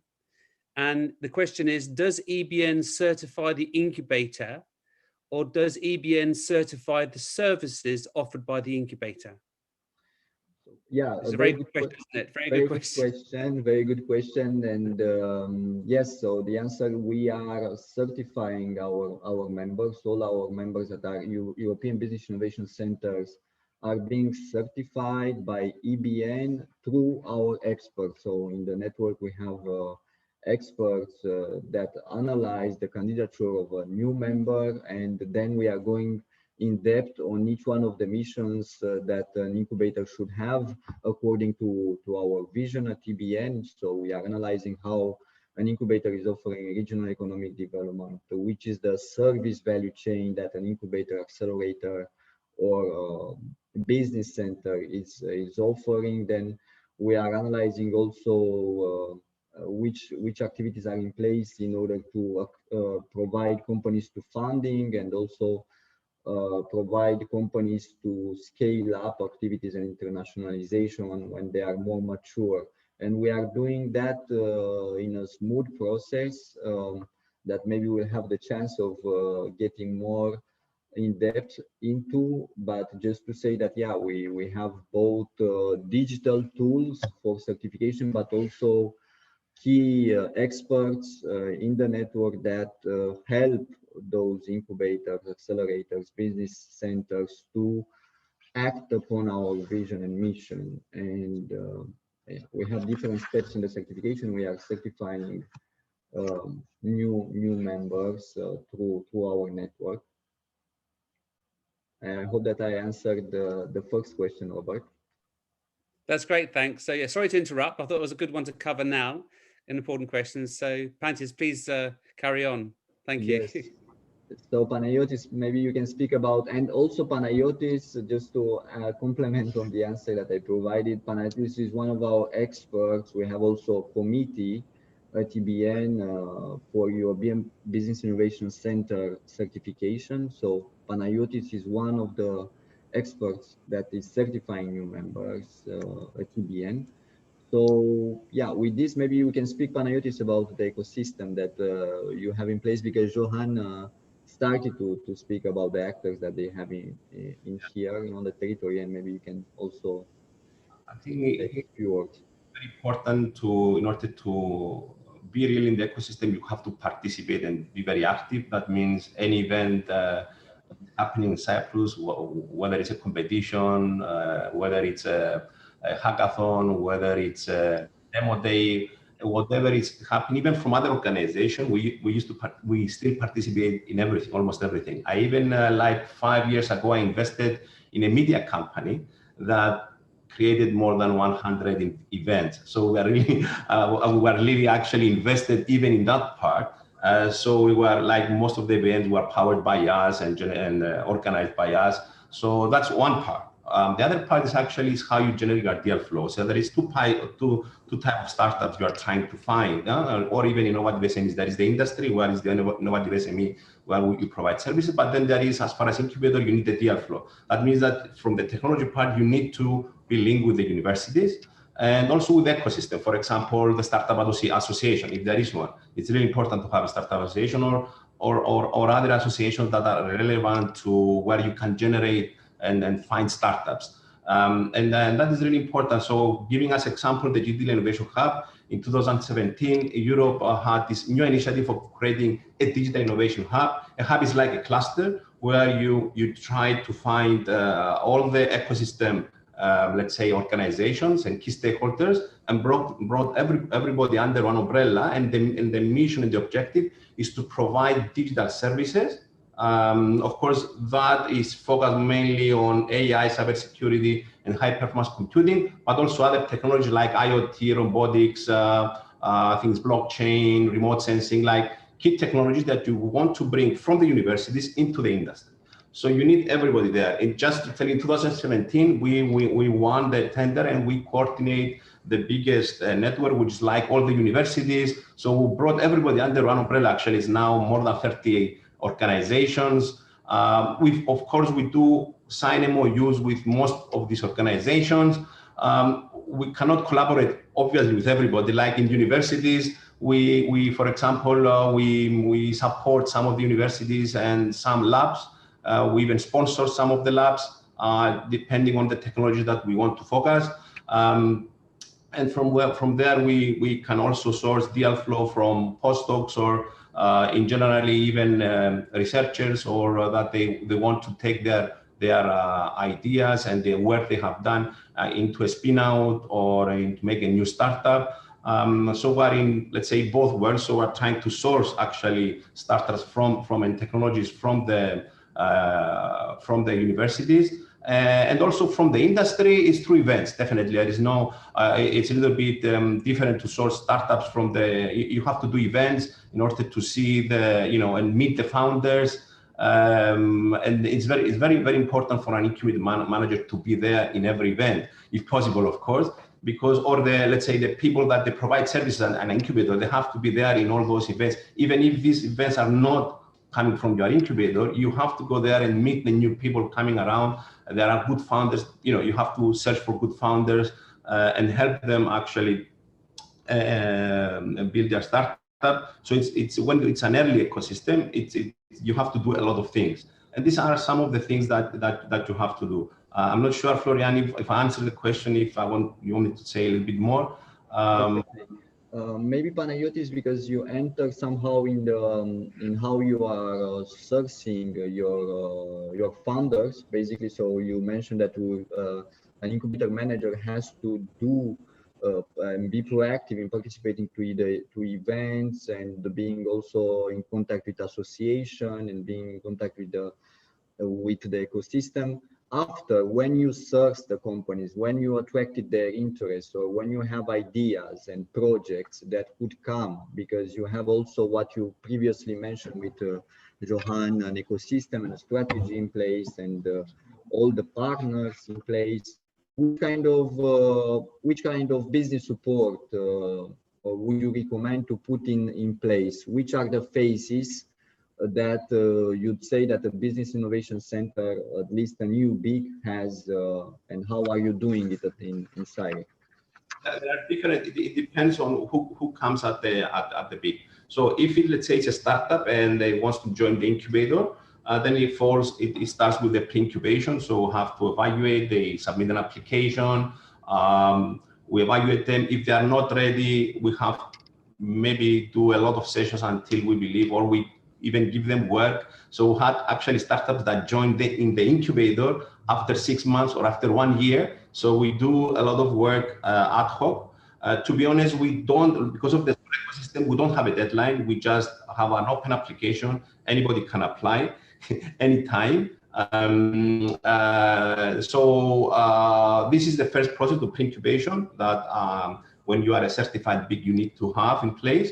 At that level, we have also other types of people coming to us, SMEs for help, or inventors, or even researchers that they have an idea. So we also provide this service to help them. What's the next? What they should do next? Maybe not enter the incubator, but we advise them what to do, especially if it's an idea or a technology they develop, and trying to identify whether this has a commercial value. And this is one of the most difficult parts that we are doing, and we're really good at it, is not only to evaluate the technology as far as their intellectual property value, or let's say if it's algorithms, we have to evaluate that, but then evaluate the team, evaluate the business idea, and see whether that has a commercial value. So there is a lot of processes actually before entering an incubator, and be really solid that this startup with this founder and this idea will be very attractive to investors. And then there is of course the incubation phase. And of course, we have also the post-incubation. So these are the three phases of an incubator, and this is under the certification also of a BIC. That when you have an incubator, you have these three phases. Now, depending on what type of startup it is of course this length it varies, and also the maturity. So in our case, we do accept startups that may jump directly, let's say, on the growth services, and they are not incubated, but let's say on the post-incubation. So we are flexible because of the small ecosystem to have startups that they may enter directly to the incubator, or let's say towards the end. So it depends actually on what services, and because we also invest money, because we also have a lot of technical support. That's really important. So we do have the people that they are experts on looking at the business aspect, but we do have a very big team on technical support, and also, of course, people that are outside the organization to help us in order to evaluate the technology or the idea when we don't have an expert. So this is overall the process. But being a BIC, you need to have these three, let's say, stages of pre-incubation, incubation, and post-incubation.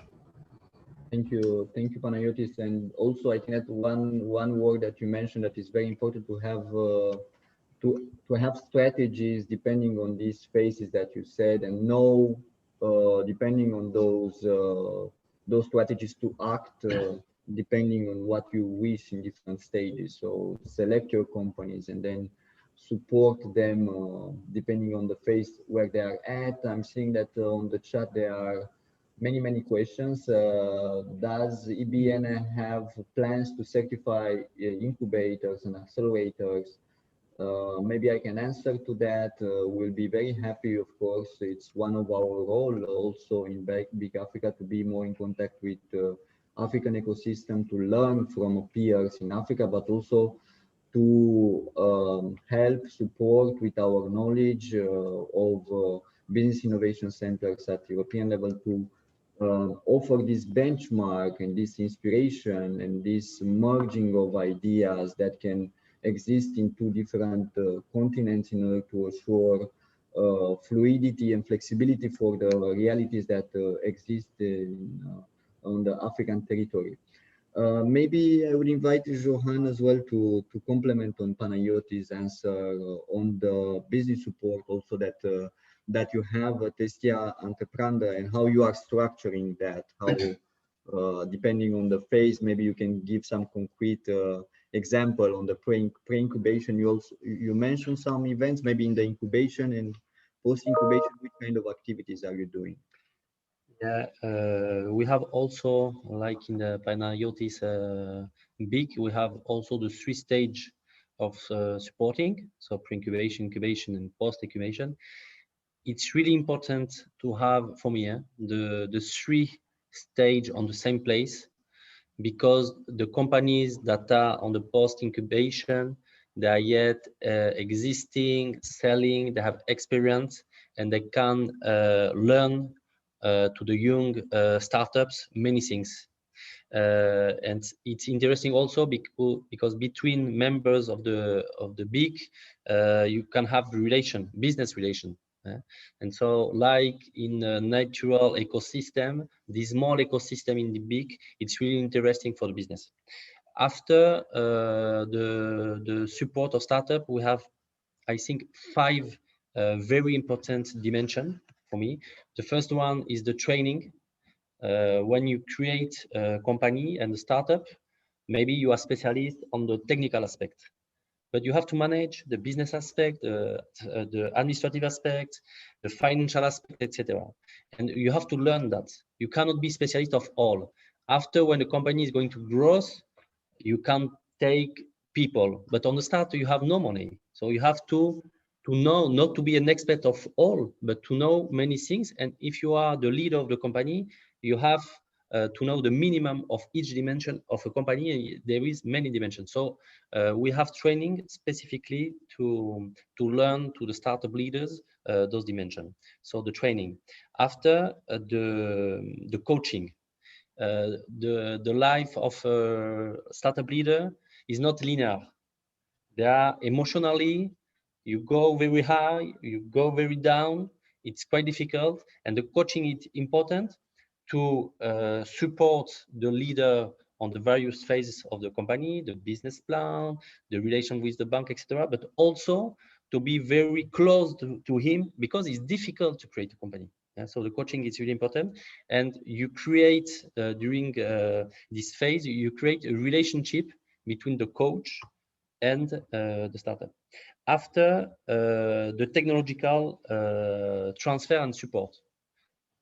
I know that nowadays all is startup. Normally startup, it's a technological company. And when you have technology in a company, you need experts close to you, equipment, technological transfer, equipment, etc. And so I think if you want to create really a technological company, you need people around you with technological expertise. The fourth one is the fundraising. Of course, you need money, and so I think it's one of the aspects which is really different with Africa, because here we have an ecosystem of fundraising really organized with local fundraising, business angel, and after regional step and national step, etc. So it's subject. And the last one is the networking, and the networking events, cluster, and you have to manage this networking. Thank you very much. Florian, I think that time is marching on, and perhaps we should think about wrapping up this very interesting session. But I think maybe a follow-up question going back to the certification. In fact, one we can ask, but both our BICs today would be interesting as well. So for your perspective, Johanna, what is the advantage to go through this sometimes difficult certification process? And we come back to you every year and ask lots of questions about your companies and what they're doing. And perhaps you can share some thoughts of how that hopefully adds value to your activity as a whole. Thank you. Maybe we can start with Panayiotis. Yeah. So. Yeah. For us being, a very early stage, and in 2016 when we joined the EBN, that for us it was really very, very useful because we didn't have all the processes. So we learned actually from EBN all these various processes. Of course, we got training also from EBN, and we have seen similar BICs, how they do their processes. So that was really important, looking at the other ecosystems, similar ecosystems, and understanding how they work. So there was a lot of knowledge transfer from the EBN ecosystem. And this is the network. That was really important for us. And also to understand, also another important thing for us was the investment, because in Cyprus we do not have any still any equity fund from the government or any investors. Mostly are VCs that are investing in mature startups. So another thing is how to understand the angel investment network. We learned everything from the EBN network. We went to trainings in various countries like Italy, France. I visited in order to understand how to create investment funds, how to work with angels. That was really important for us.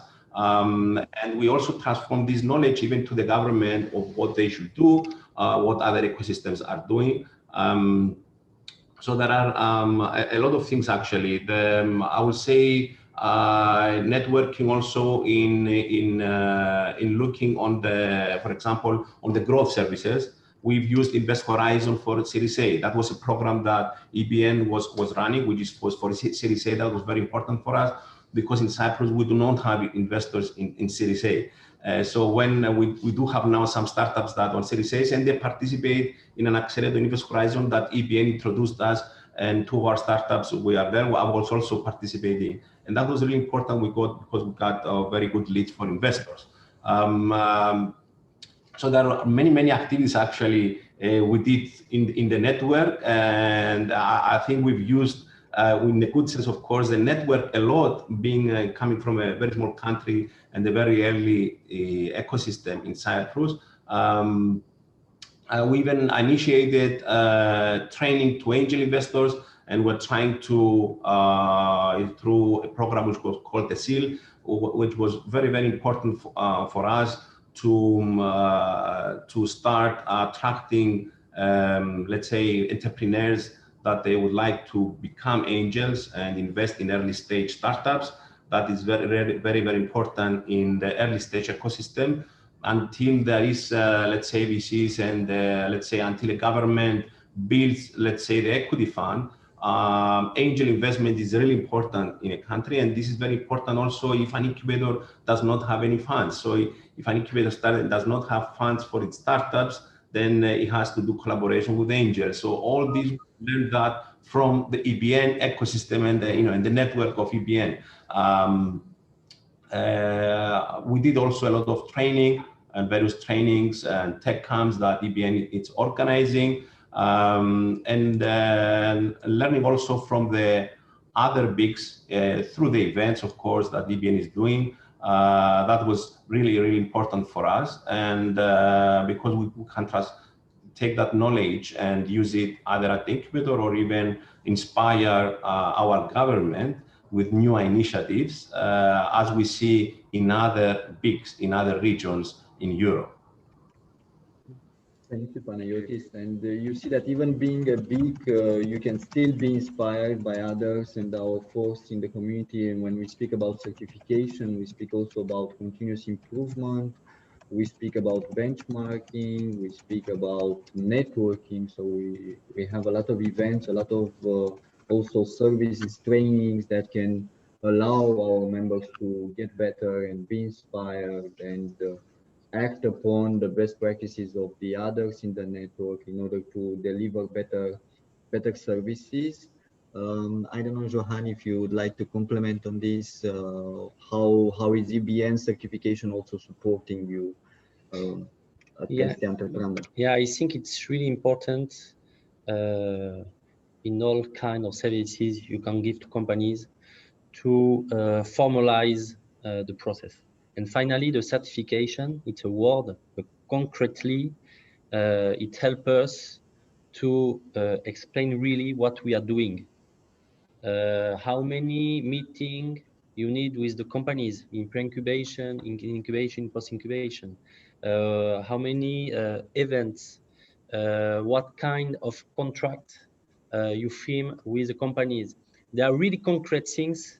And it's true that for us, for example, we have a French certification and the urban certification, and the both help us to organize that. Almost in a team, in a big team, you have changes in your life. You have people entering and they don't have the historic of the coaching. So you can have something to show them, okay, if you enter in this incubator, if you want to support companies, here we have a process. Yeah?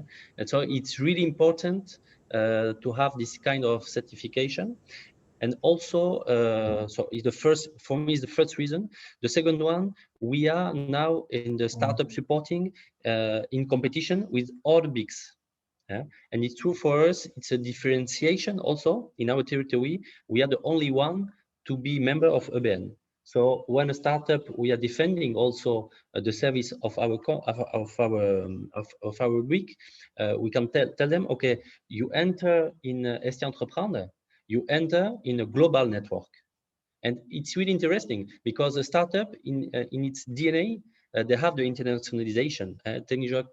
Technological company must be interested and focus also in its products in the local market, but really rapidly in the international market. And the last thing, like Panayiotis, it's really important to share with other business innovation center, because the innovation is going really rapidly, and to have a permanent contact with other members, it's necessary. Thank you both.